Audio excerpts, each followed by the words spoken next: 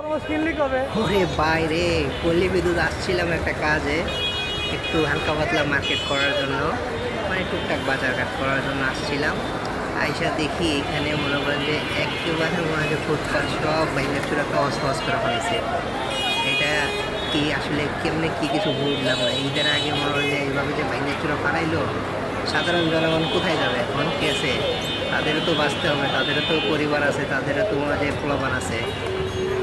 এখন মনে হয় যে সবারই তো এটার বিচার বিবেচনা করে কাজকাম করতে হবে, তাদেরও তো ঈদ করতে হবে, তাদেরও তো একটু হাসি মুখে মজা ঈদটা কাটাইতে হবে।